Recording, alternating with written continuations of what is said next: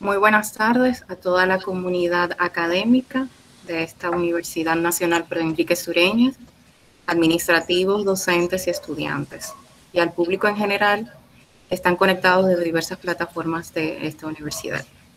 Nuevamente nos damos cita a estos encuentros enmarcados en la mesa técnica de discusión de la Facultad de Arquitectura y Artes, organizado por la Escuela de Arquitectura y Urbanismo y promovido en esta ocasión por la Coordinación de Investigación de la Facultad.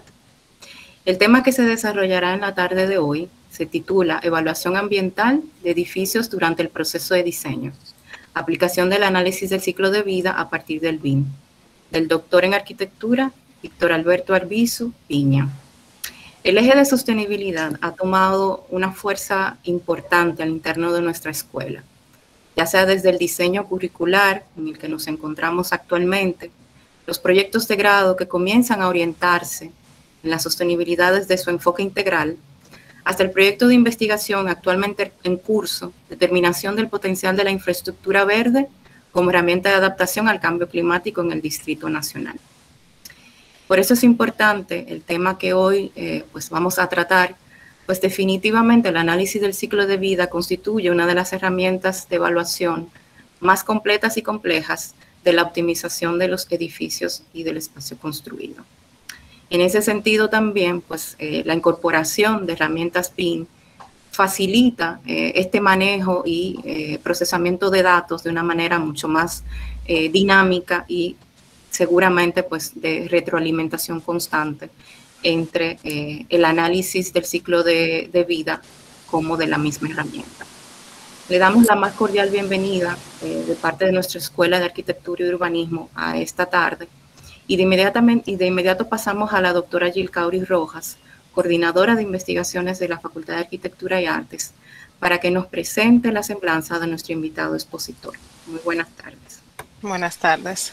Tengo el honor de presentar, como bien dice Mizuki, al arquitecto doctor Víctor Arbizu Piña, con una trayectoria que arquitecto y especialista en arquitectura y medio ambiente en arquitectura por la Universidad de Sonora, maestro en arquitectura con especialidad en diseño bioclimático con mención honorífica por la Universidad de Colima, maestro y doctor en arquitectura, energía y medio ambiente por la Universidad Politécnica de Cataluña.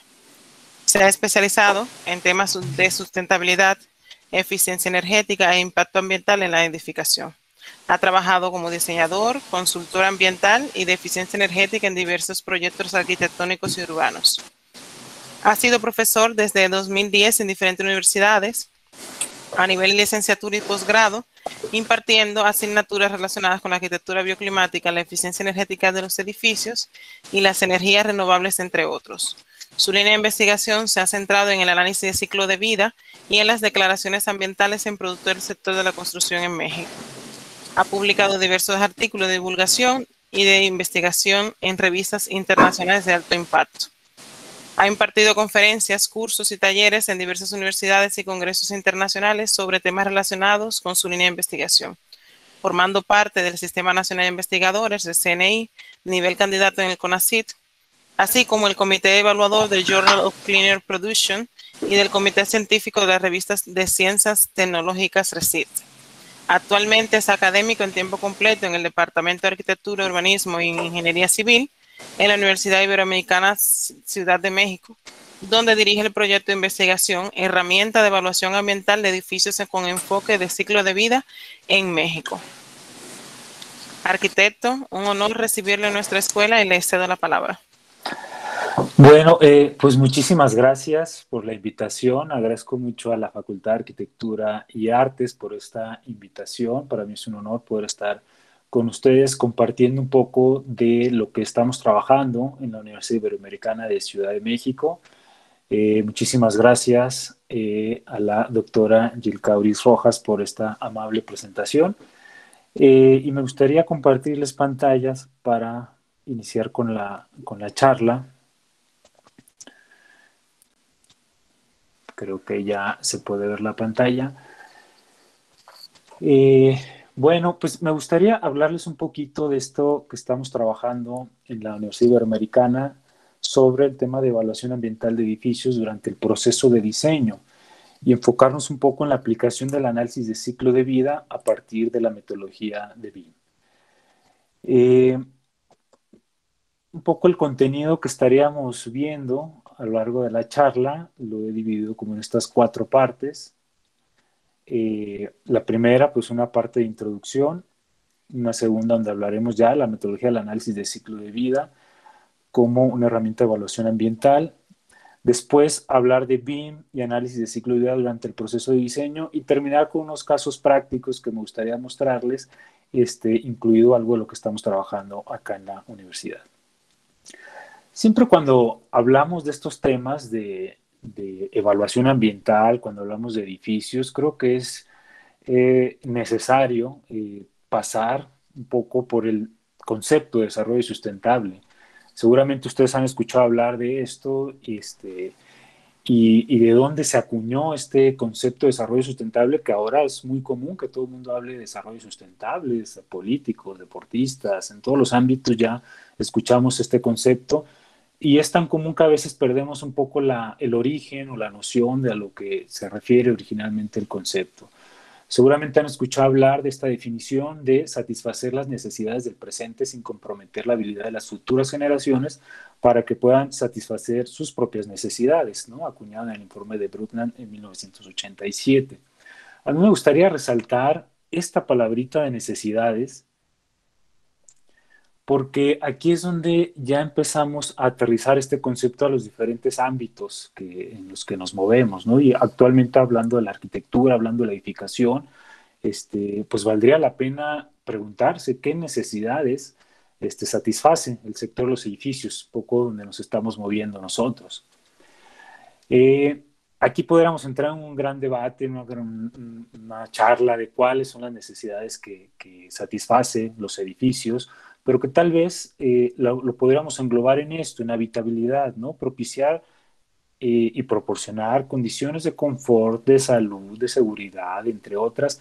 Y al final podríamos englobarlo en una habitabilidad que además se tendría que dar en diferentes contextos sociales, económicos y ambientales, ¿no? ¿Y esta habitabilidad de qué manera se va a dar? Generalmente hablamos de una adaptación al hábitat o de una adaptación del hábitat, ¿no? Son como dos maneras de dar esta habitabilidad y que actualmente, digamos, cuando empezamos a hablar de arquitectura y nos vamos a los orígenes de la arquitectura vernácula, pues ahí podríamos hablar de esta adaptación al hábitat, ¿no? Pero en algún punto esto se empezó a torcer y entonces ya estamos hablando de una adaptación del hábitat, ¿no? Entonces empezamos a adaptar este hábitat y eso ha tenido y tiene una serie de consecuencias que podemos ver un poco en esta gráfica en cuanto a los edificios. Los edificios, ¿cuál es el consumo de energía eléctrica que se tiene? Un poco vemos a nivel global cuál es el consumo de energía de los edificios, ya casi sobre el 70% sobre otros sectores, el uso de energía primaria sobre el 36%, emisiones de CO2 cercanos al 40%, generación de basura 60%, y así podemos incluir otras categorías de cuál es ese impacto que tienen los edificios o cuál es ese impacto de esta adaptación del hábitat que estamos haciendo. Actualmente, y según el último reporte de la Agencia Internacional de Energía, los edificios ya son el sector que más consume energía comparados con otros como el transporte y la industria. Esto sí sumamos aquí a la industria de la construcción, a los edificios residenciales y a los no residenciales. Y en total, este sector de edificios anda consumiendo el 36% de la energía y en consecuencia también se vuelve el sector que más emisiones genera con un 39%, como lo veíamos hace un momento. Entonces, esto no es poca cosa y esto además no es algo que se vea en el corto plazo que vaya a parar. Si empezamos a preguntarnos cuál es el panorama al que nos enfrentamos, pues nos enfrentamos a un crecimiento poblacional que se espera que para el año 2050 pasemos a ser 9.600 millones de habitantes y esto es un equivalente a agarrar a la población de India y China y multiplicarlas por 2 para este año, ¿no? Que son las naciones con más población. Entonces, eso se traduce en poner sobre la faz de la Tierra 9 billones más de personas. ¿En qué se traduce esto? Pues evidentemente hay un aumento en la población que crecerá un 35%, y esto tiene una serie de implicaciones como el aumento en la necesidad de vivienda, el aumento en la necesidad de edificios que nos den servicio, y todo esto se traduce que pues aumenta la superficie de construcción en un 76%, aumenta las necesidades energéticas en un 49% y aumentan las emisiones de CO2 en un 40% para el año 2050. ¿En dónde se va a dar este crecimiento poblacional? Pues mayormente se espera que se dé justamente en las zonas urbanas, y aquí vemos un poco esa comparativa de cómo estaban pobladas estas zonas urbanas en diferentes regiones del mundo. En Latinoamérica, de 1990, se tenía que el 71% de las personas estaban concentradas en las zonas urbanas. Para el año 2050 se espera que sea el 86%. Lo mismo en África, lo mismo en Asia. Entonces se espera un aumento en la población justamente en las zonas urbanas, y eso pues trae estas implicaciones que veíamos: el aumento en la superficie construida, en las necesidades de energéticas, en el aumento en las emisiones de CO2, etcétera. Seguramente han escuchado hablar también de las COP, ¿no? Las famosas conferencias de las partes, donde diferentes países, los principales países, se reúnen cada cierto tiempo y empiezan a analizar y a discutir de cómo está la situación a nivel mundial, particularmente en el tema ambiental, particularmente en el tema de emisiones de dióxido de carbono. En 2015, cuando se da esta conferencia de las partes, el Panel Intergubernamental de Cambio Climático, IPCC, establece una serie de escenarios en cuanto al aumento de la temperatura a nivel mundial. Y dice el IPCC que en un escenario tendencial, es decir, si no cambiamos la manera en cómo nos estamos desarrollando como sociedad, vamos a llegar al año 2050 con un aumento de casi 7 grados centígrados a nivel mundial en el planeta. Y de ahí para abajo, dependiendo qué actividades vayamos modificando, dependiendo en qué medida nos vamos haciendo una sociedad un poco más sustentable, pues ese aumento de temperatura lo podríamos ir regulando, lo podríamos ir controlando un poco más, dependiendo de qué es lo que vayamos modificando, y así podemos encontrar un escenario en el que aumenta casi 5 grados, otro en el de 3.6, y en el mejor de los casos, siendo súper optimistas y volviéndonos una sociedad como súper sustentable, llegaríamos a un aumento de 2 grados centígrados en el planeta. Y es un poco el objetivo al que nos estamos ateniendo los diferentes países, de no pasarnos de ese escenario. Sin embargo, aquí un poco lo alarmante, o lo mucho alarmante de esta situación para nosotros, como actores del sector de los edificios, como arquitectos, como ingenieros, como tomadores de decisiones de cómo se hacen las cosas en el sector de los edificios, es que solamente este sector, el sector de la construcción, si no cambia la manera en cómo construye, en cómo diseña, en cómo está haciendo ciudad, solamente este sector sería responsable de este escenario del aumento de 2 grados centígrados. Si no hace nada, es el escenario tendencial del sector de los edificios, sería responsable de este aumento de la temperatura a nivel mundial. Y eso pone sobre nuestros hombros una gran carga, un gran peso, una gran responsabilidad de qué es lo que estamos haciendo. Lo veíamos, ya los edificios son los principales contribuidores en emisiones de CO2, en consumo de energía. Entonces, sumado a este escenario que nos plantea el IPCC, pues no es poca cosa la responsabilidad que tenemos. Esto conlleva una serie de consecuencias que no entraré mucho en detalle, pero que cada vez es más común escuchar hablar de temperaturas más cálidas, de tormentas más intensas, de olas de calor más fuerte, aumento del nivel del mar, escasez de alimentos, etcétera, etcétera. Un largo etcétera que conlleva este aumento de la temperatura, y es una cadenita que una cosa va influyendo sobre otra, y esto a la larga tiene unas consecuencias desastrosas para nosotros como especie humana y en general sobre la vida en este planeta. Entonces, ¿qué podemos hacer ante este escenario? El IPCC mismo nos plantea pues, dos escenarios. Uno es el no hacemos nada, o sea, nos quedamos en ese escenario de tendencia actual, donde llegaríamos a ese aumento de 6.8 grados centígrados, lo que implicaría aumentar las emisiones en un 48%. O bien, nos limitamos esas emisiones, con lo cual estaríamos contribuyendo o aumentando en un 11% solamente.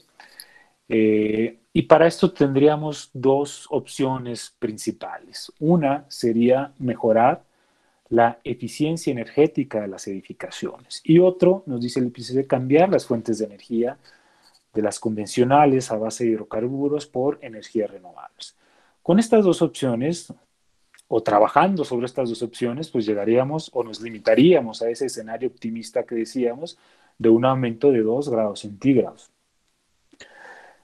Entonces, mejorar la eficiencia energética de los edificios y cambiar las fuentes de energía renovables. Si nos atenemos a estas dos opciones y empezamos a trabajar por estas opciones, entonces nosotros estaríamos limitando nuestra contribución como sector de los edificios. En lugar de ser el 100% de este escenario de un aumento de 2 grados centígrados, pues estaríamos limitándonos a ser responsables de un 23% de ese escenario optimista que nos marca el IPCC.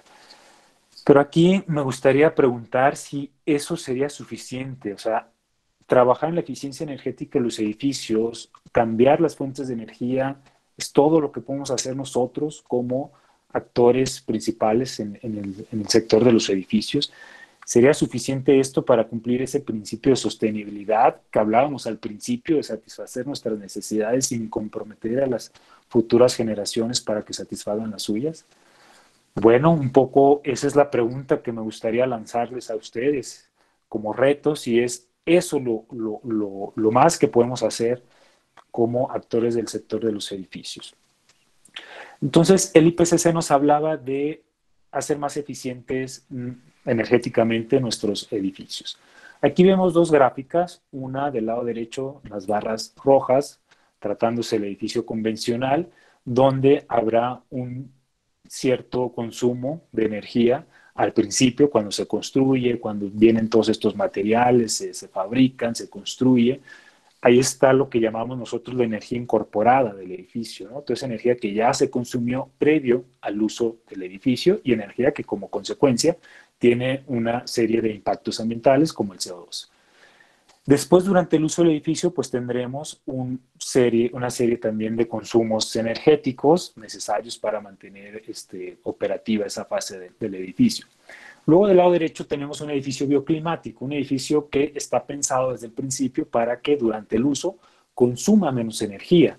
Eso generalmente lleva consigo, además de la energía incorporada que necesita un edificio convencional, pues a lo mejor un poco más, porque a lo mejor aquí incorporamos estrategias como protecciones solares, como el uso de aislante térmico, como el uso de masa térmica, una serie de estrategias que nos van a ayudar a que la energía durante el uso disminuya, ¿sí?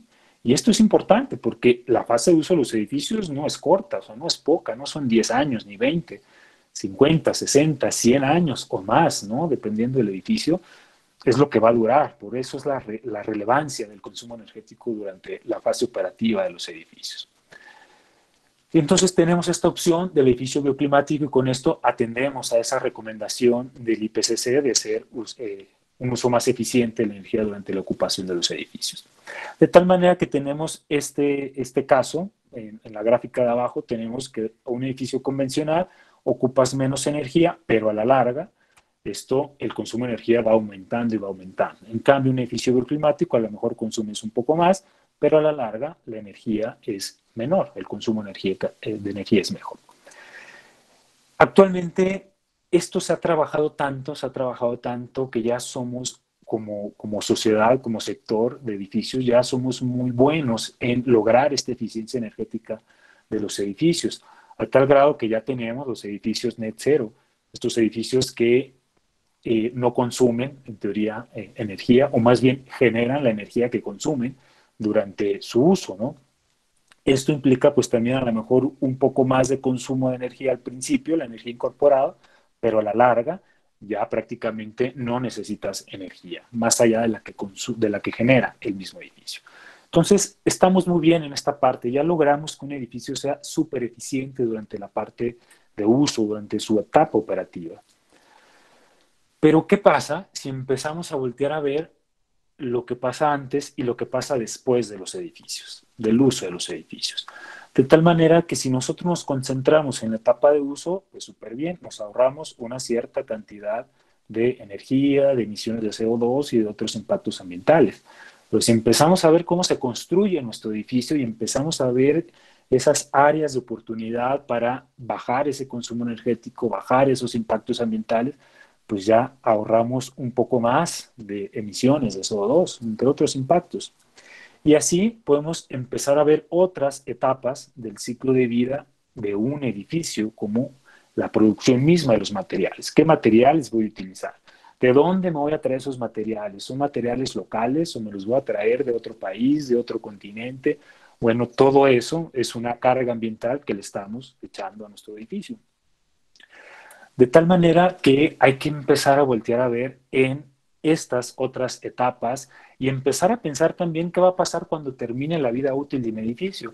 Empezar a pensar en renovar, en reutilizar, en reciclar y un montón de R's también que ya se han ido incorporando en este pensamiento de ciclo de vida de los edificios.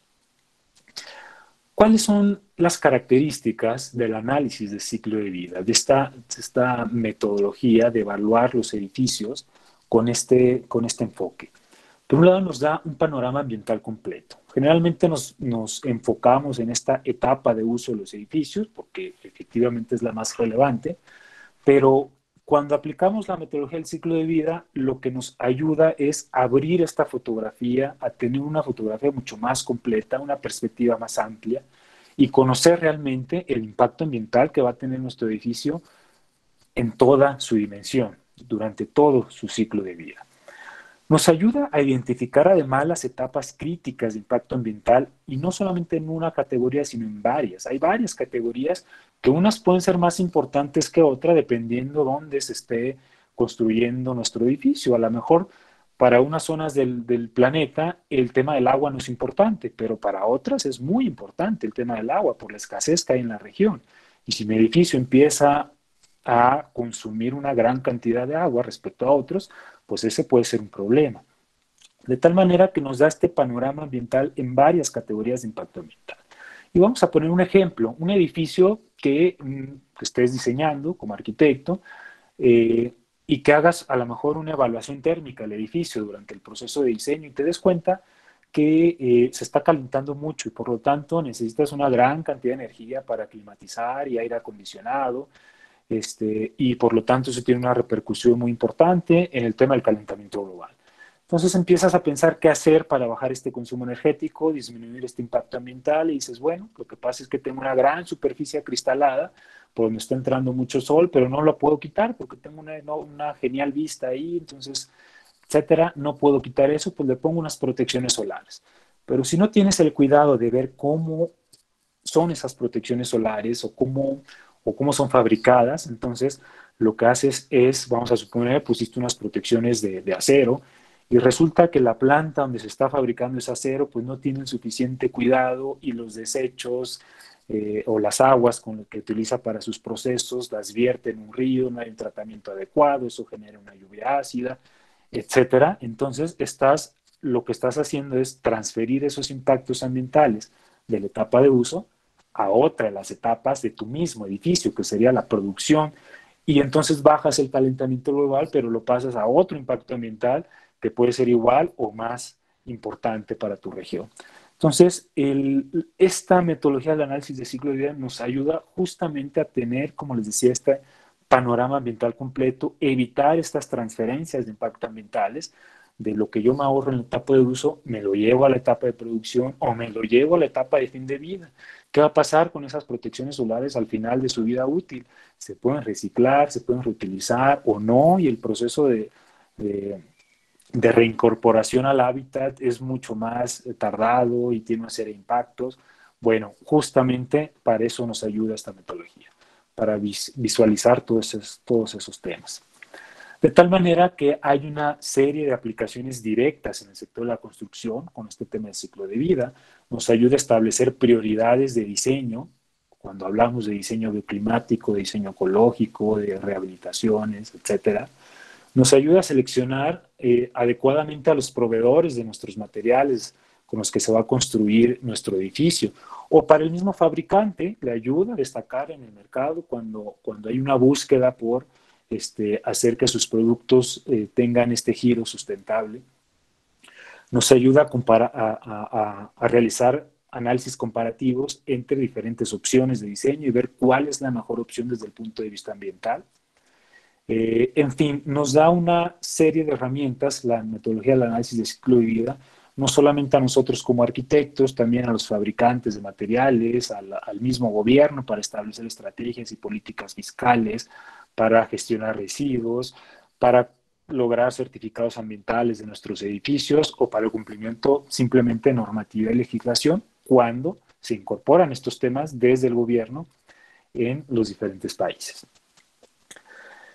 Ahora, no todo es miel sobre hojuelas con el tema de ciclo de vida. Y hay una serie de dificultades a las que nos enfrentamos cuando queremos hacer estudios de ciclo de vida, particularmente en los edificios.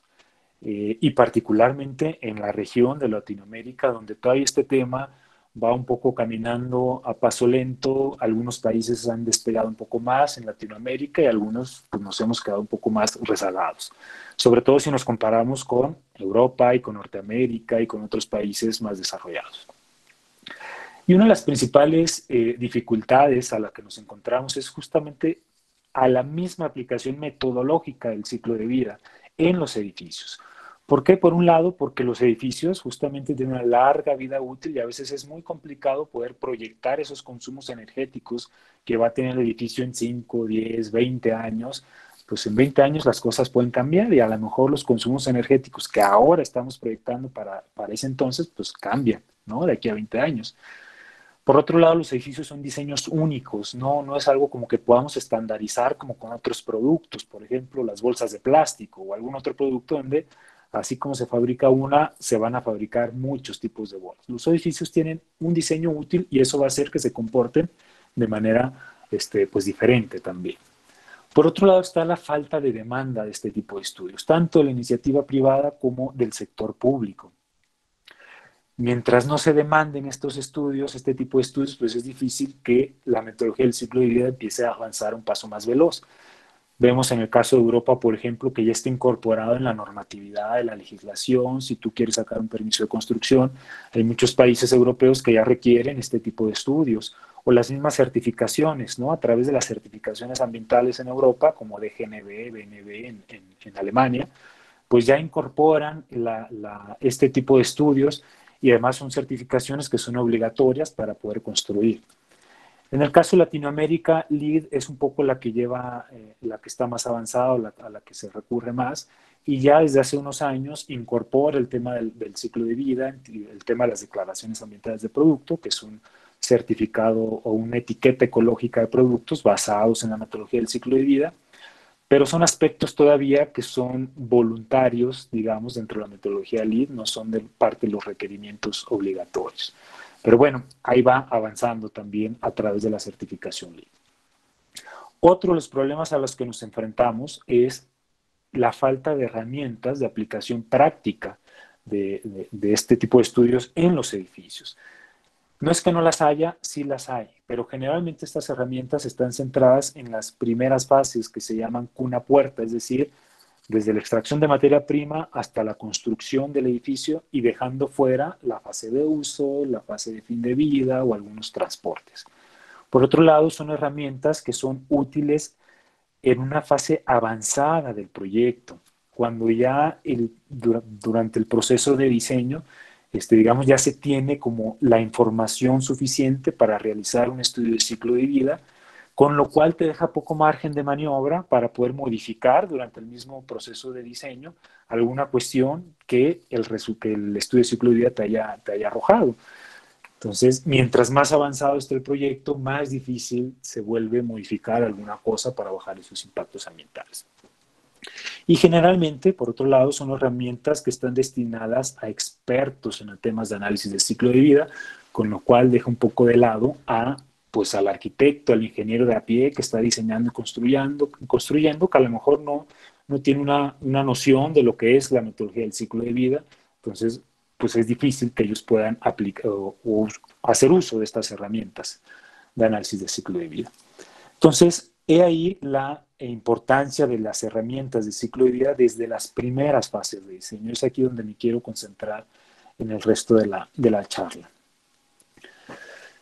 Cuando nosotros nos encontramos en este proceso de diseño, pues generalmente vamos a encontrar con estas fases generales, desde los estudios preliminares, el diseño conceptual, el diseño del desarrollo del proyecto, el diseño ejecutivo, el proyecto ejecutivo, construcción, uso, etc. Aquí lo que me gustaría resaltar es la relevancia que tienen las decisiones desde las primeras fases del proceso de diseño. Cuando tú estás en ese diseño conceptual o en esos estudios preliminares, es cuando más importancia tienen esas decisiones que tú vas tomando. Es cuando más importancia tiene hacia dónde vas a orientar tu edificio, cuál va a ser la geometría, cuál va a ser la proporción que vas a utilizar de vanos, ventanas. Es decir, decisiones de diseño que en estos momentos, en las primeras fases, lo único que te cuesta es cambiar un sketch por otro, donde todavía estás echando líneas a ver cómo va a ser ese edificio. De ahí no te cuesta nada, de ahí la línea naranja, donde tenemos un bajo costo y un bajo impacto ambiental, esas decisiones que tomes. Pero en cambio, importan mucho porque de eso depende que tu proyecto tenga un buen desempeño energético y ambiental durante su uso. En cambio, si tú quieres hacer alguna modificación, por decir algo, ya en la fase de construcción, pues ya no es tan fácil cambiar la orientación del edificio cuando ya se está construyendo. O ya no es tan fácil a lo mejor cambiar incluso los materiales cuando llevas una parte construida. Entonces, por eso es tan importante que desde el principio, desde el proceso de diseño, empecemos a tomar decisiones informadas sobre nuestro proyecto, informadas en estudios científicos, en metodologías validadas como la misma metodología del análisis de ciclo de vida. Y es justamente aquí la parte donde empieza a tomar relevancia el tipo de estudio de ciclo de vida que desarrolles. Generalmente, mientras más desarrollado esté el diseño de un edificio, pues tienes más información sobre cómo es, sobre la geometría, sobre los materiales. Entonces, es ahí justamente donde se desarrollan estos análisis de ciclo de vida completos, digamos, porque tienes ya la información detallada. Pero ya vimos que no necesariamente es lo mejor porque te deja poco margen de maniobra para hacer algún cambio, que para eso haces el estudio de ciclo de vida, para ver cómo ajustas tu proyecto y mejoras ese desempeño ambiental. Entonces, hay otros tipos de análisis de ciclo de vida, como este superficial, que con la información que ya tienes en estas primeras etapas de diseño, ya puedes empezar a desarrollar este estudio de ciclo de vida. Y es ahí donde viene la importancia de utilizar la metodología de BIM.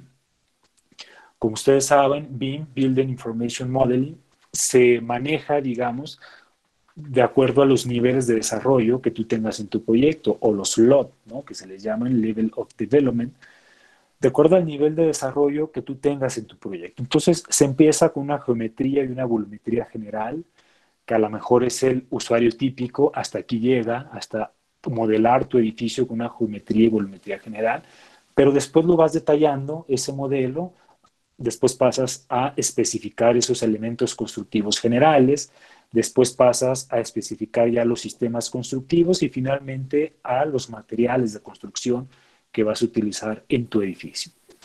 Aquí lo importante y lo relevante para poder desarrollar una metodología de ciclo de vida y que te sirva para poder tomar decisiones de diseño es poderlo hacer desde aquí, desde este momento en donde a lo mejor no tienes muy bien definido con qué material lo vas a utilizar o cómo va a ser, pero ya puedes empezar a tener ciertos datos y empezar a jugar con ese diseño, con esa selección de materiales.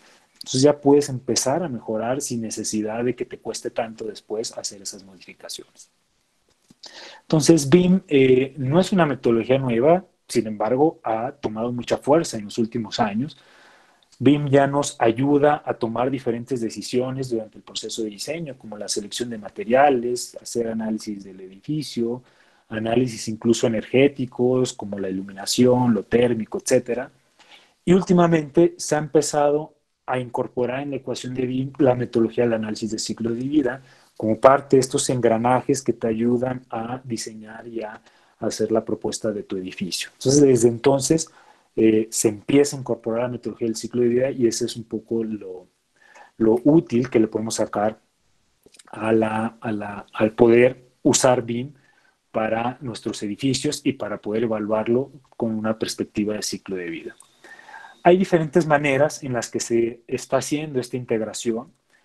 Aquí vemos algunas de ellas, donde a partir de un modelo de BIM, algo a partir de la utilización de BIM con alguno de sus software, como Revit, podemos incorporar el tema del ciclo de vida de diferentes maneras. Por ejemplo, el primer caso, vemos que a partir de BIM nosotros podemos extraer una cantidad de materiales, o sea, con base en ese modelo de BIM, nosotros podemos extraer la cuantificación de materiales para ingresarlo a un software de análisis de ciclo de vida, que hay varios, y poder tener los resultados y analizarlos. Y entonces regresar al proceso de diseño con base en esos resultados. Hay otras maneras de hacer esta integración, como por ejemplo la número 4, que es a uno de estos software de BIM, como Revit, se le incluye o se le ingresa un plugin para hacer el estudio de ciclo de vida directamente en Revit y entonces directamente en Revit podemos ver los resultados. Al final, lo que buscamos es aprovechar la información paramétrica que tiene el modelo arquitectónico directamente modelado en alguno de los programas de BIM.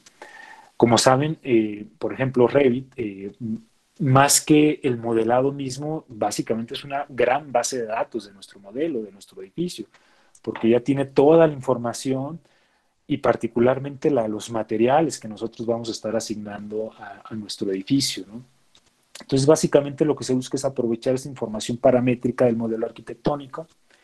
La integración entre BIM y análisis de ciclo de vida se ha abordado, digamos, estos diferentes enfoques, donde más se ha desarrollado es justamente en el punto 1, donde se extrae esa información paramétrica y se analiza en un software de ciclo de vida y se extraen los resultados.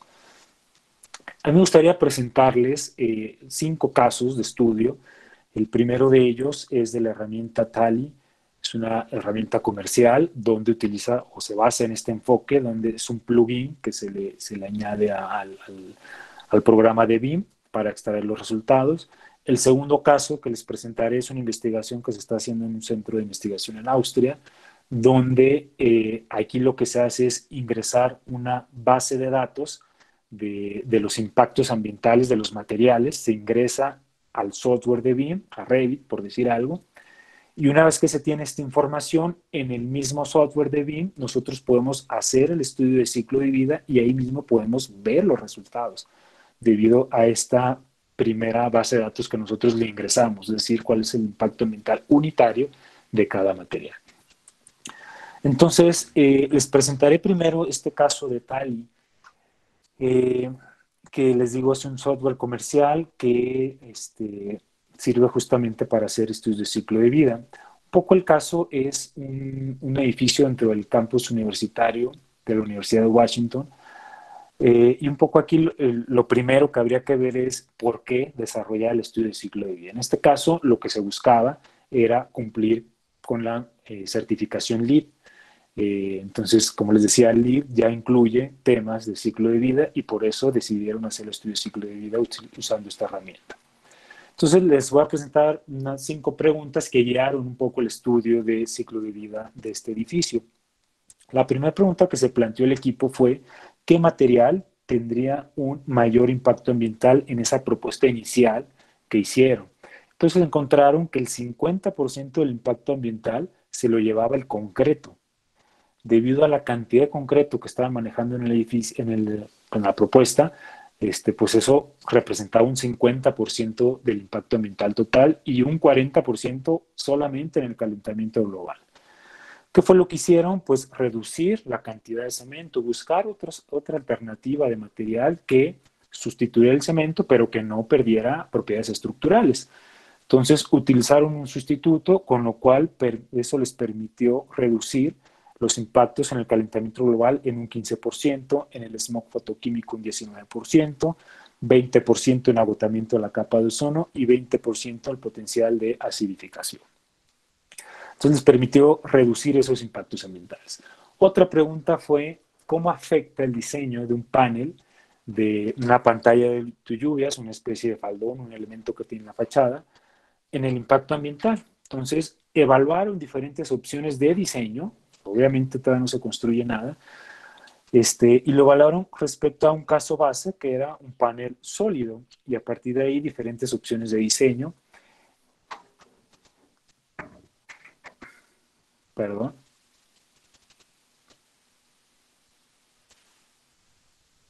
Un segundito.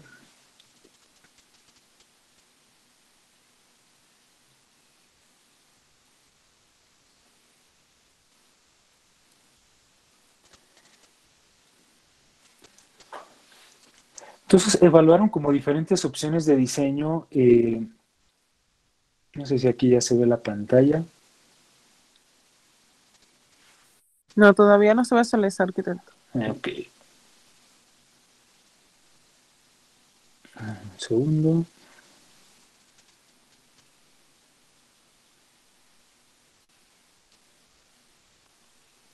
Creo que aquí. Ahora perfecto.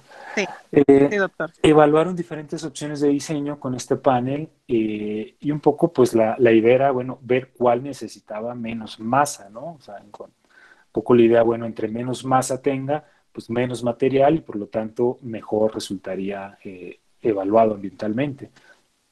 Entonces se fueron por estas dos opciones, comparar esta, la que le llamaban un diseño de maple y un diseño willow tangencial, que tenían menos masa de entre todas las opciones evaluadas.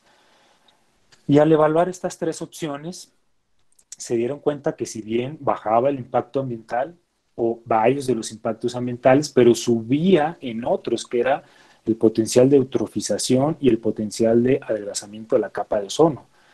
En estas dos categorías de impacto ambiental subieron los respectivos impactos ambientales. ¿Por qué subieron si bajó la cantidad de masa? Bueno, se dieron cuenta que debido al revestimiento o al acabado que ocupaban esos materiales, un revestimiento de fluoropolímero, ese material hacía que el impacto ambiental subiera en estas dos categorías. Entonces, de no haber hecho este análisis de ciclo de vida, pues a lo mejor se hubieran ido con un poco la idea de que al reducir la masa, sin importar otros materiales que también tenían que ver con el diseño, pues hubieran bajado su impacto ambiental y no. Entonces, ¿cuál fue la alternativa? Pues cambiaron el diseño para reducir no solamente la masa, sino la superficie del panel y bajar el producto que le servía de revestimiento a este elemento o a esta pantalla de lluvia. Otra de las preguntas fue, ¿qué sería mejor, una fachada de ladrillo o una fachada de concreto? Al hacer la evaluación del ciclo de vida se dieron cuenta que la fachada de ladrillo les permitía reducir sus impactos ambientales con respecto a la de concreto en estas proporciones, un 50% respecto al calentamiento global, un 65% respecto al smog fotoquímico y así en diferentes categorías de impacto ambiental. Una cuarta pregunta fue, estaban considerando un elemento para rodear la fachada, una especie de ¿cómo le llaman? Pues es como especie de faldón también, donde las opciones que se estaban evaluando era el metal o la madera. Entonces se dieron cuenta que el metal pasaba o rebasaba por mucho respecto a la madera los impactos ambientales.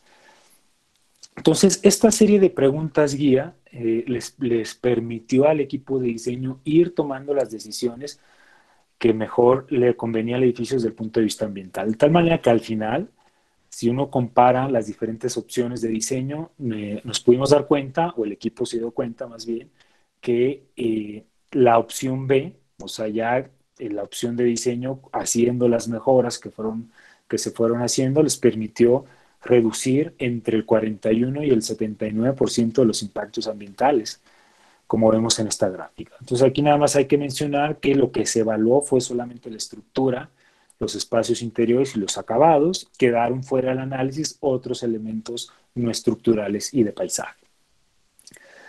Bueno, El otro caso que les quisiera platicar es este de la universidad en Austria, que están trabajando sobre esta eh, posibilidad de incorporar también o de utilizar BIM como una plataforma para hacer los estudios de ciclo de vida.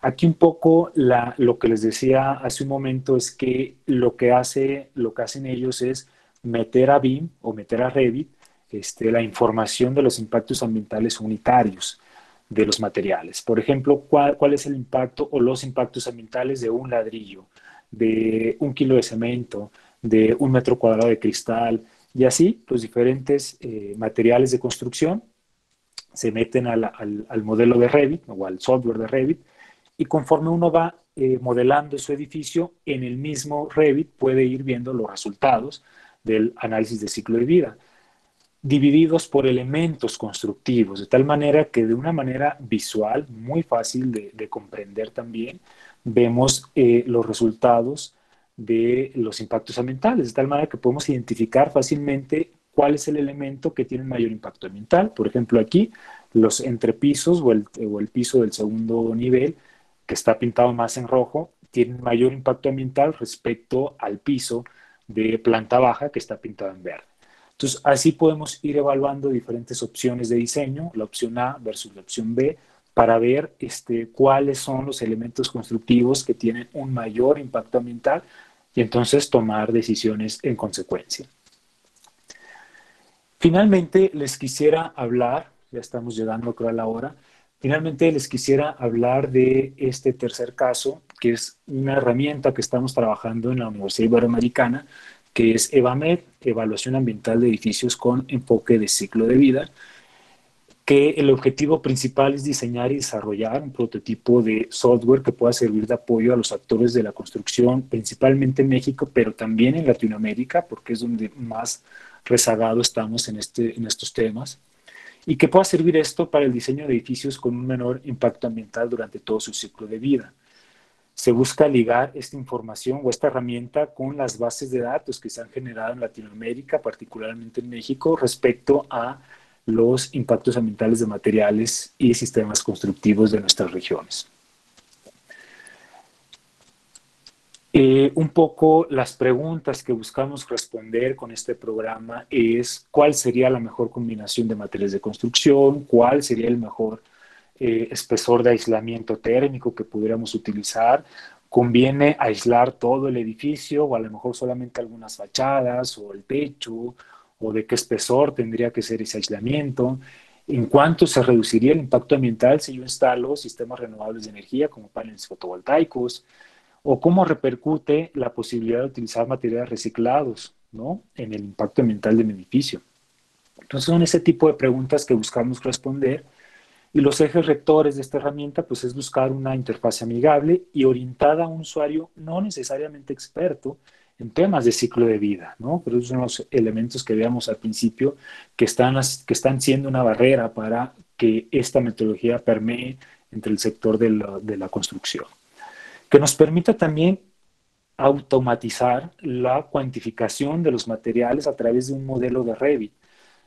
Una de las partes más tardadas y que más consumen tiempo a la hora de hacer estudio de ciclo de vida de un edificio es la cuantificación de materiales. Entonces buscamos que esto sea de una manera automática para hacer más eficiente el proceso. También buscamos dar sugerencia al usuario sobre los sistemas constructivos con base en la geometría modelada en Revit. Creo que esta es una de las principales aportaciones que tendríamos, porque justamente serviría en esas primeras fases de diseño, donde no sabemos qué sistemas constructivos o qué materiales vamos a utilizar, pero con base en el mismo modelo y una geometría muy básica, EVAMED lo que va a hacer es proponerte sistemas constructivos y materiales ya cuantificados para que tú puedas evaluar y tú puedas tener, digamos, un norte, una pista de cuáles son los sistemas constructivos que mejor te responderían desde el punto de vista ambiental. Otra de las cosas que buscamos es sugerir algunos valores por default con base en el mercado. Cuando sobre todo el usuario no conoce esos consumos energéticos, EVAMED pueda dar algunas pistas para hacer su evaluación ambiental. posibilidad de realizar un análisis de ciclo de vida simplificado desde las primeras fases de diseño, como les decía hace un momento, y utilizar información de materiales y procesos constructivos de México y Latinoamérica. Realizar, evidentemente, análisis comparativo entre diferentes versiones del proyecto. ¿Cómo funciona Evamed? Nosotros partimos de una propuesta de diseño en Revit, idealmente, o también lo podríamos hacer en otro software, no necesariamente Revit, como AutoCAD o algún otro que el usuario esté manejando. Pero a partir de aquí, y aquí es donde viene la incorporación de BIM y la utilidad de BIM, es que el usuario tendría dos opciones. Una, desarrollar su modelo en un LOT 200, es decir, un modelo simplificado, y solamente con ese modelo muy simple, con la pura geometría a través de Dynamo, que es un lenguaje de programación incorporado en Revit, nosotros vamos a poder proponer diferentes opciones de sistemas constructivos, o lo que le llamamos opciones EVAMED. Con base en esa geometría se cuantifican, se calculan diferentes opciones de sistemas constructivos y esto se vacía en un archivo de Excel. Por otro lado, si el usuario realiza el detalle completo de su modelo, donde ya especifica los materiales, sistemas constructivos, bueno, pues también a través de Dynamo nosotros leemos esa información y la vaciamos también en el mismo archivo de Excel. Y si el usuario no utiliza Revit y lo hace de otra manera, puede llenar el mismo template de Excel de una forma manual. De tal manera que una vez que tenemos esta cuantificación de materiales, que es una de las partes más tardadas, y aquí lo hacemos de manera automática prácticamente, poder incluir estos datos en Evamed, en este software que estamos trabajando, y esto ayudado de los impactos ambientales unitarios de los materiales, para lo cual estamos utilizando estas bases de datos para las primeras 3 fases del ciclo de vida: extracción de materia prima, transporte, producción de materiales. Y para el resto de las etapas del ciclo de vida estamos utilizando esta otra base de datos que se llama EcoInvent. Junto con información que el usuario va dando, podemos tener ya unos resultados, y aquí es donde el usuario evalúa si cumple los requerimientos que él mismo estaba buscando, si cumple con alguna normatividad que buscaba o alguna certificación ambiental, etcétera. Si cumple, pues perfecto, termina su proyecto. Pero si no, aquí es la ventaja de volver a esas primeras etapas de diseño y poder pues hacer las composturas que crea necesario, o hacer esas adecuaciones en el diseño, en buscar otro tipo de materiales, en proponer fuentes de generación renovable de energía o buscar otros tipos de transporte, etcétera. Entonces aquí es donde ya el usuario empieza a jugar con ese diseño, con ese proyecto, para bajar esos impactos ambientales. Y finalmente me gustaría mostrarles algunas pantallas de la interfase que tenemos hasta ahora. Evidentemente hay un proceso de registro del usuario, y luego pasamos a esta parte donde el usuario podrá ver los proyectos que ha formado o que está evaluando. Pueden ser varios proyectos. Aquí se muestran estas tarjetas donde desde aquí podrá acceder a las diferentes etapas del ciclo de vida y poder modificar alguna de esas etapas de la información.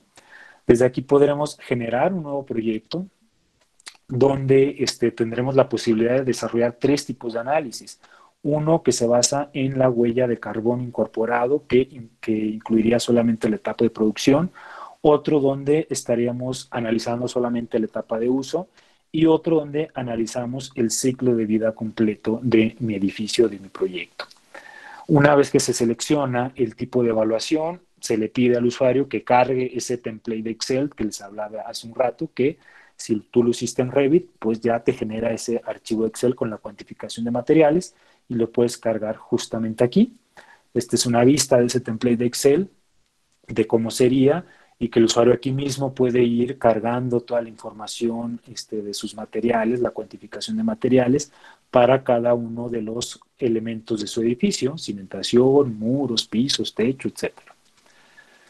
Una vez que se ingresa este template de Excel, pues la herramienta te va llevando como una especie de wizard por las diferentes etapas del ciclo de vida del proyecto, empezando con la de producción, donde te desglosa esos datos de esa cuantificación de materiales. Tú la puedes visualizar primero por elementos constructivos, después por sistemas constructivos y después los materiales de construcción. Aquí el usuario además de ver la información, puede modificar alguna cosa, puede modificar la cantidad, el tipo de material, el origen del material, de dónde viene, qué tipo de transporte se utilizó, etcétera. Y una vez aquí configurada esa información, pasa a la siguiente etapa, que es construcción, donde se le pide cargar la energía consumida durante el proceso de construcción con una serie de inputs aquí que tendrá precargada la herramienta de EcoInvent, principalmente, para donde el usuario solamente tendrá que poner la cantidad de energía que se utilizó para el proceso constructivo de cada uno de los elementos constructivos. Después pasa a la etapa de uso, donde también se le pide la energía consumida durante aquí está. Donde se le pide la energía consumida del edificio durante el uso de la vivienda o del edificio, ¿no? Se le pide una cantidad total anual y después, porque esto depende también, el impacto ambiental, ¿de dónde obtienes energía? ¿La obtienes toda la red eléctrica de tu país o hay una parte de combustible o hay una parte de generación que tú vas a tener? Bueno, aquí se le pide esa información y finalmente la parte de fin de vida, donde también se le pide el dato de consumo energético durante ese proceso de fin de vida y finalmente, ¿qué haces con esos desechos? ¿Se los llevas a vertedero, reciclas, reutilizas algunos, etcétera? Al terminar de configurar tu proyecto, tú puedes ver estos impactos ambientales. Tenemos 3 secciones de resultados. La primera, que es la que ya tenemos realizada, y otras 2 que todavía estamos en proceso de elaboración. La primera, que es ver estos impactos ambientales por etapas de ciclo de vida. ¿Cuál de tus fases del ciclo de vida, producción, construcción, uso, fin de vida, es la que tiene un mayor impacto ambiental? Y aquí podemos ver las categorías de impacto ambiental. Evidentemente, podremos comparar proyectos, comparar diferentes versiones de un proyecto, una versión 1, una versión 2, una versión 3, para ir viendo cómo va evolucionando nuestro proyecto en función de las modificaciones que vayamos haciendo. En la segunda etapa o en la segunda parte de los resultados, vamos a poder visualizar estos resultados ahora por los elementos constructivos y utilizando unos esquemas muy ilustrativos donde de una manera rápida podemos identificar en dónde están se están concentrando estos impactos ambientales. Y una tercera etapa donde de alguna manera es una combinación de las primeras dos, donde vamos desglosando por etapas del ciclo de vida hacia elementos constructivos y hacia materiales de construcción. Entonces, de aquí vamos interactuando con estas gráficas, dando clic en cada una de estas partes de la gráfica, pudiendo encender, apagar diferentes elementos constructivos o etapas de ciclo de vida para ver cómo se va reconfigurando nuestros resultados. Y ya con esto me gustaría terminar. Vamos a elaborar un focus group para probar y ajustar, hacer algunos ajustes de la herramienta. Si a ustedes les interesara participar en este focus group o bien simplemente estar al tanto de las actualizaciones que vamos teniendo sobre esta herramienta, se podrían registrar en este código QR y entonces con mucho gusto nos pondríamos en contacto más adelante con ustedes. Entonces, pues muchísimas gracias por su atención y pues con mucho gusto, si tuvieran algún comentario o alguna duda, pues lo vamos comentando. Gracias. Gracias a ti, doctor. Como bien habíamos comentado, vamos a ver, ¿me pueden ver? Ok. Como ven, ¿sí? Permíteme quitar la presentación. Perfecto.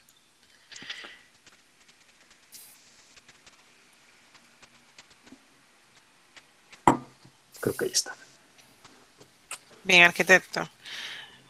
Como bien habíamos comentado al inicio, las preguntas la pueden ir desarrollando a través del chat. Yo se las referiré al doctor. Ante todo, quisiera, doctor, presentarle formalmente 2 docentes que tenemos en nuestra conferencia, ¿no? Son docentes de la Escuela de Arquitectura, el estimado arquitecto Constanzo y el arquitecto Rudy Arias. Queremos agradecerle la participación en este evento. Y procedemos ya formalmente con las preguntas. Tenemos a Melvin Bello, que pregunta, ¿cuáles son los materiales que se recomiendan para reducir el impacto negativo en el medio ambiente? Pues esa es la pregunta del millón, justamente, ¿no? Para eso nos interesa desarrollar este tipo de estudios. Generalmente, pero bueno, depende, ¿no? Depende siempre de los resultados del estudio, pero generalmente son los materiales naturales, los que no tienen detrás un proceso de industrialización muy, con procesos muy elaborados de transformación, transformación del mismo material o de altos consumos energéticos. Generalmente los procesos naturales, digo, los materiales naturales son los de menor impacto ambiental, pero luego justamente aquí es lo interesante de aplicar la metodología del ciclo de vida. Si comparamos esos materiales naturales, pues habría que ver también la duración de esos materiales. Si nos va a dar el mismo resultado o nos van a durar lo mismo que los materiales industrializados, por ejemplo, ¿no? A lo mejor un material natural tiene una baja huella de carbono, una baja energía incorporada, pero no te va a durar a lo mejor los 70 años que te podría durar un material industrializado. Entonces, si lo vemos en función del tiempo y lo vemos considerando todo el ciclo de vida, pues ahí es donde nos ayuda este tipo de metodologías a tomar las decisiones más adecuadas, ¿no? O ver también el origen de los materiales. Podemos tener un material que durante su fabricación, pues también tiene un bajo consumo energético, pero ese material me lo tengo que traer de China, por decir algo. Y el proceso de transporte, a lo mejor es ahí donde sube esos impactos ambientales, ¿no? Entonces, es un poco complicado responder a la pregunta, justamente es no hay como una receta, vaya, lo que quiero decir es que no hay una receta, sino hay estudios que podemos tomar como referencia para ir tomando esas decisiones. Entonces, arquitecto, en el caso de por ejemplo, una pequeña vivienda que se vaya a construir o una villa que se vaya a construir, desde ese pequeño proyecto, una casita, se puede analizar el ciclo de vida, ¿no? ¿Qué impacto tiene el transporte de los materiales próximo a esa construcción? Cómo todo este proceso de toma de decisiones de diseño, que es lo más importante, como bien usted reflejaba, a la hora de analizar esto, porque es lo que impacta a futuro, ¿no? Se puede analizar. Sí, completamente. Entonces tenemos a Daniel de León con la siguiente pregunta: ¿cuáles son las ventajas y desventajas de la arquitectura en el medio ambiente? Ventajas de la arquitectura en el medio ambiente. Uh-huh. No estoy seguro de entender la pregunta. Creo que si se refiere a al diseño o al diseño de la arquitectura en el medio ambiente, pues generalmente un poco es generalmente donde se encuentra el mayor peso ambiental de la arquitectura de un edificio es la etapa operativa. ¿Por qué? Porque es la que dura más tiempo y donde se están consumiendo energía y recursos constantemente. O sea, decía hace un momento, no es un año lo que te va a durar el edificio, son décadas lo que va a durar el edificio. Y durante todo este tiempo hay un consumo de energía constante, ¿no? Entonces, por eso suele ser esta etapa la de mayor impacto ambiental. Y por eso es tan importante justamente temas como el diseño bioclimático que te ayuden a bajar esa dependencia de la energía durante la fase operativa. Pero un poco, y era también un poco el espíritu de la charla, si bien es cierto es la parte más importante, no podemos olvidarnos del resto, o sea, no podemos olvidarnos del resto de las etapas del ciclo de vida, porque, como decíamos, o sea, ya somos muy eficientes, o sea, si queremos lo logramos, si queremos, ya en estos momentos podemos hacer un edificio con una eficiencia energética súper buena, donde ya no ocupemos energía, donde ya nuestro edificio genera energía.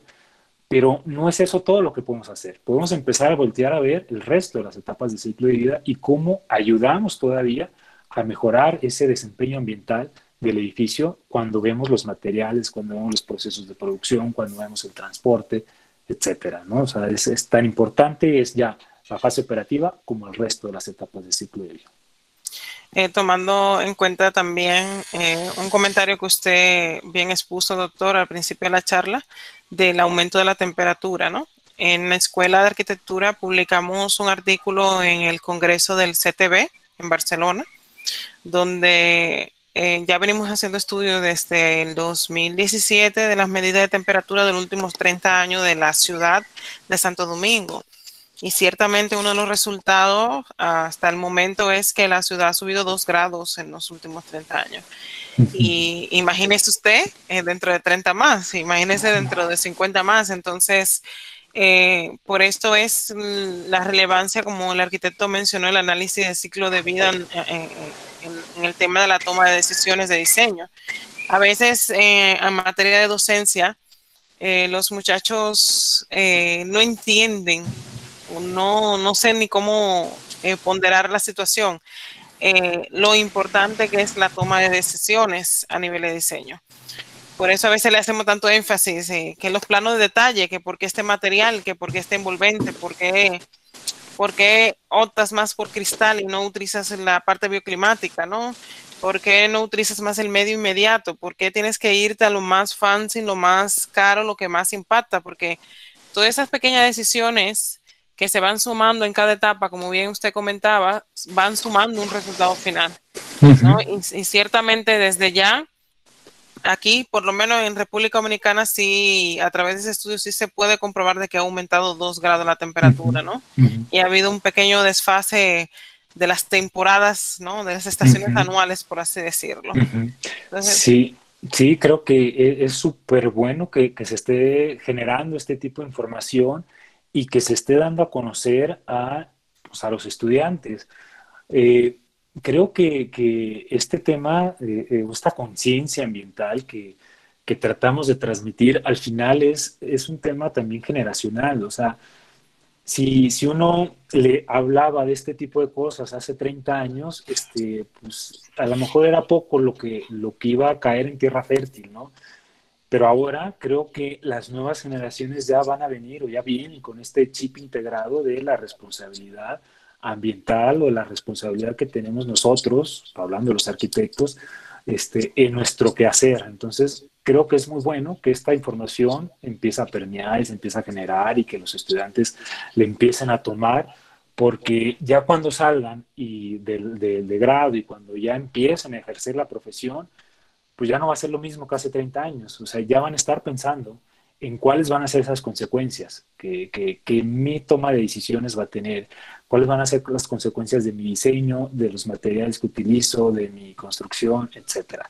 Entonces, evidentemente no es algo inmediato, pero creo que sí va cada vez, estos mensajes caen en tierra fértil. Y eso espero con todos los que nos están escuchando aquí, ¿no? Sí, En este tenemos momento. un gran público. Tiene estudiantes de grado, estudiantes que están en preproyecto aquí y estudiantes que están en desarrollo de la tesis. Tenemos una tercera pregunta de Cesarina Luna. Dice, supongo que una duda, si utilizamos los materiales naturales para la realización de las construcciones y esto se convierte en algo normal, ¿eso no pudiera producir la escasez de ese material de por sí? Sí, cada vez en esta búsqueda también de usar lo natural y en esta búsqueda de pues disminuir estos impactos ambientales, es más común que nos adelantemos un poquito a esto, ¿no? Por ejemplo, la madera. La madera ya está muy controlada, ¿no? Sobre todo, por ejemplo, en Estados Unidos, un país maderero por excelencia, ya no es de que puedas ir y talar un árbol y listo, ¿no? Para hacer X, ¿no? Sobre todo las construcciones allá que se basan en madera. Pues ya la madera provienen de bosques sustentables, ¿no? Por así decirlo. Ya hay un sello que va controlando que esa madera que estás utilizando proviene de una tala controlada donde ya se está, digamos que eso que tú extraes de la naturaleza lo reintegran prácticamente inmediatamente. De tal manera que se busca ir controlando esta adquisición de recursos naturales.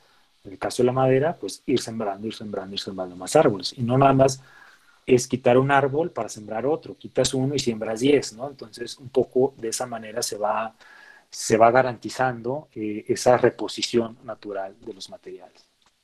Interesante el enfoque, porque justamente la siguiente pregunta iba enfocada a un apartado que ya usted mismo respondió, doctor. La digo simplemente ya por conocimiento público.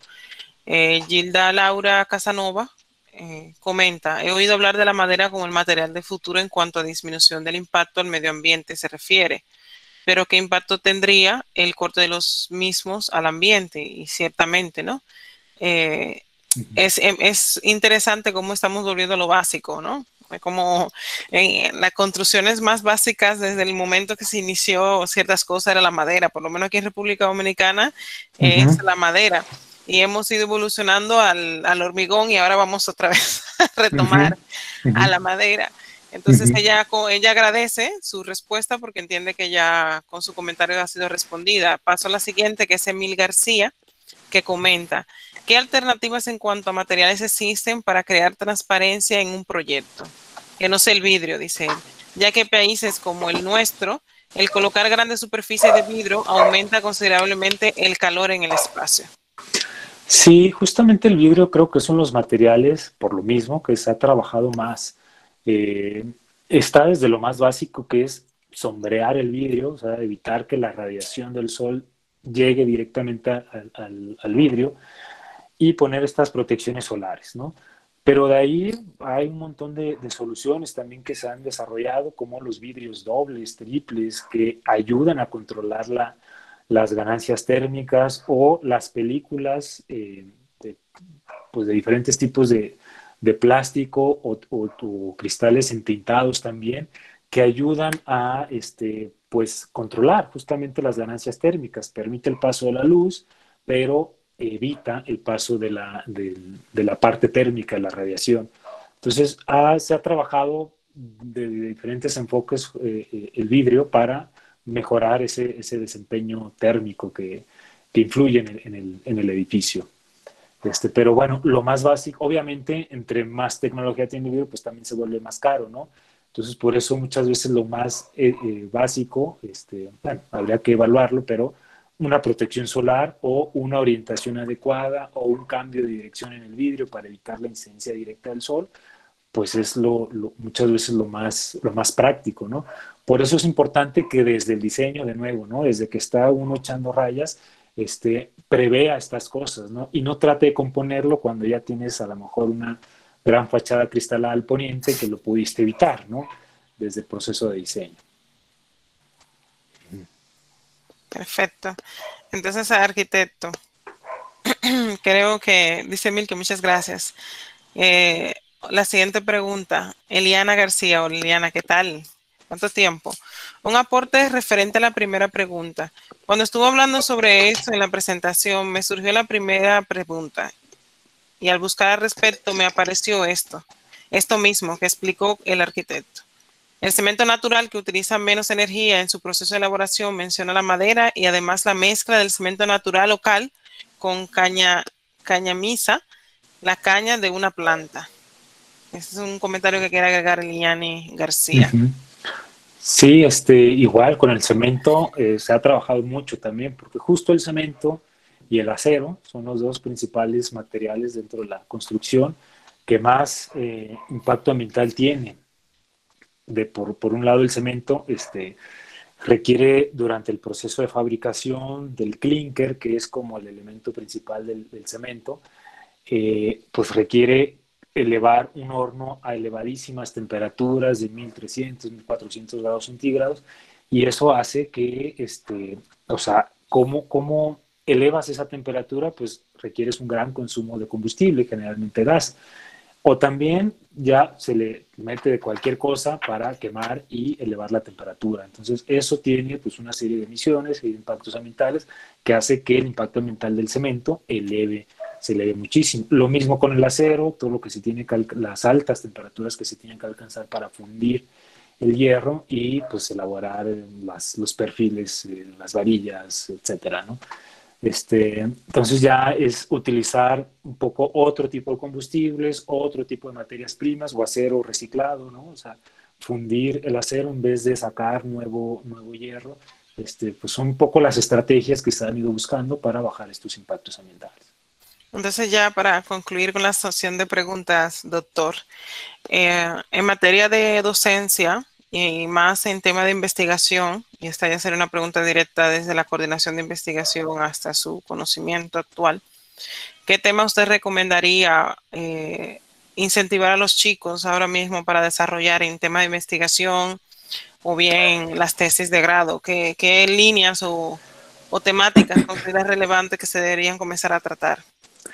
Pues si me preguntas así en corto, yo te diría investigar sobre el análisis de ciclo de vida, porque es un tema que todavía le falta mucho camino por recorrer en nuestras latitudes. En Sí, Latinoamérica falta mucho, pues todavía camino por recorrer, sobre todo justamente en la generación de información, porque nosotros podemos querer hacer el estudio de ciclo de vida de un edificio, pero a la hora de implementar la metodología nos vamos a encontrar con que la información es muy limitada en nuestros países.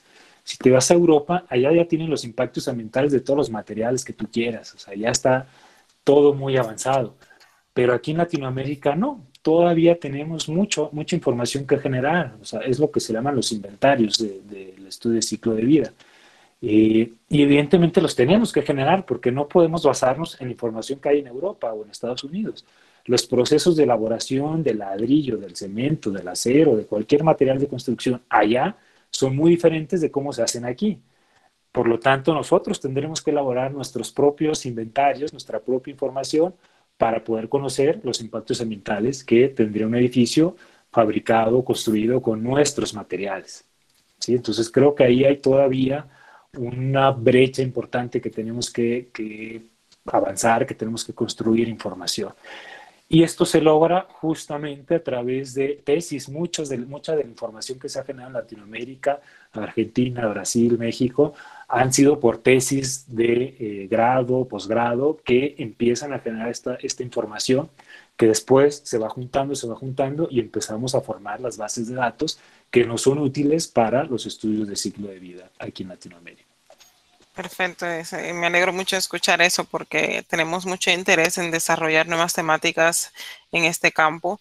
E incluso, como bien usted expone, y le comentamos los docentes, los estudiantes, una tesis que se desarrolla hoy en el 2021, puede que en el 2022 otro chico le añada una información, en el 2024 alguien más le sume y a largo tiempo, ¿no? Ya tenemos un grueso bien de información importante en este aspecto. Entonces, me alegro mucho de escuchar esto. Entonces, nada, arquitecto, queremos agradecerle nuevamente desde la escuela y de la Coordinación de Investigación de la Escuela de Arquitectura y Urbanismo.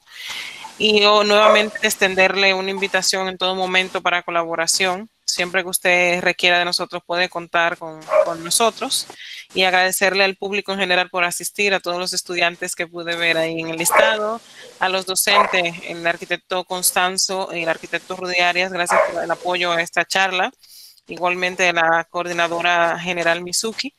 Y nada, nos despedimos y muchas gracias, arquitecto. No, pues muchísimas gracias a ustedes, gracias por la atención, gracias por sus preguntas y pues a la orden para cualquier cosa que se ofrezca. Un Nos saludo a vemos. todos. Saludos, un abrazo.